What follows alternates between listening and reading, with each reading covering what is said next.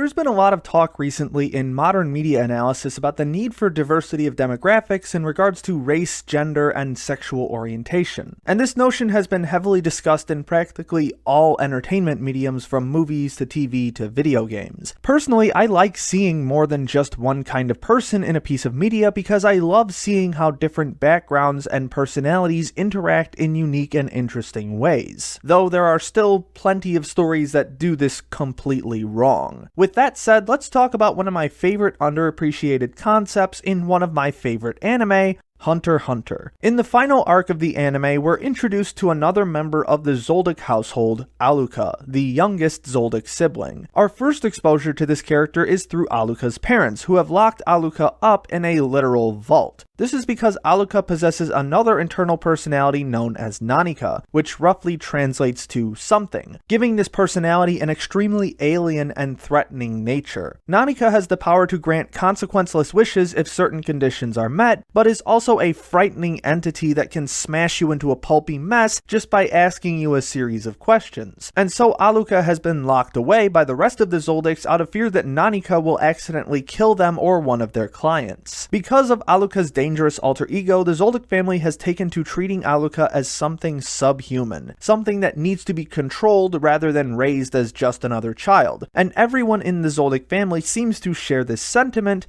except for Killua. As someone who is also an outsider within the Zoldyck family, Killua is disgusted by his family's treatment of Alluka, and is able to empathize with and understand his younger sibling. So what does this have to do with gender identity? Throughout this arc, the Zoldyck family refers to Alluka as a boy, with gendered terms such as son and younger brother. And according to the official Hunter x Hunter guidebook, Alluka was born biologically male. However, Killua refers to Alluka as Imoto, or younger sister, and this discrepancy can't simply be dismissed as mistranslation because the terms each character uses are too gender specific to ignore. From this, along with Alluka's general appearance and demeanor, we can conclude that she identifies as a girl. And this dispute of gender identity perfectly parallels Alluka's relationship with her family without the issue of gender identity even being directly discussed. Because Killua is the only person who even tries to understand Alluka's complicated relationship with Nanika, it makes sense that he is the only one who acknowledges her chosen gender identity. Meanwhile, the rest of the Zoldycks, who hold nothing but disdain for Alluka, don't see the need to understand her identity, and so they stick with her biological sex as a means of determining her gender. What's more, the presence of Nanika can also be taken as a commentary on how non-traditional gender identity is viewed by different sects of modern culture. Let's say that the Zoldyck family represents current mainstream ideology at the time of the anime's initial airing, that being a more traditional consciousness of gender being tied to biological sex. And this idea also lines up with the often stubborn and immovable attitudes of the Zoldycks themselves. Meanwhile, Killua represents the counterculture, the group that is willing to go against the flow of tradition and see things from a new perspective. To the traditional, Nanika's presence is terrifying and inhuman, something that needs to be contained and locked away, much like how gender traditionalists refuse to acknowledge the rise of dysphoric gender identities because it goes against the current hegemonic beliefs of society. To the countercultural, Nanika is not something to be feared, but rather someone to be understood and accepted as part of the natural order of humanity. And yet, there's still one final layer to this concept. At the end of the arc, Killua decides that because Nanika is so dangerous, and because her presence has led the rest of the Zoldycks towards trying to assassinate Alluka, Nanika must be quote-unquote sent away. Killua believes that removing Nanika is what's best for Alluka in the long run. However, after sending Nanika away, Alluka becomes furious with Killua, saying that he was being mean to Nanika. Realizing that he did not take Alluka's nor Nanika's feelings into account, he calls Nanika back and asks for her forgiveness. This seems to imply that even those who are understanding of alternative identities cannot fully comprehend the mindset of those with said identities unless they go out of their way to do so, and often impose their own ideology onto that person's identity without even meaning to. It is not up to others to decide what someone's individual identity is, it is up to the individual and no one else. And when we finally realize realize that we can begin to more effectively interact with those of alternative gender identities. Whether this ideology is correct for our own society is not what I'm trying to determine, but rather that this seems to be the underlying ideology of this arc of the series, and its willingness to take a serious look at this issue without ham-fistedly pushing an agenda is one of the reasons why I hold not just this arc in high regard, but why Hunter x Hunter is still one of my favorite anime of all time.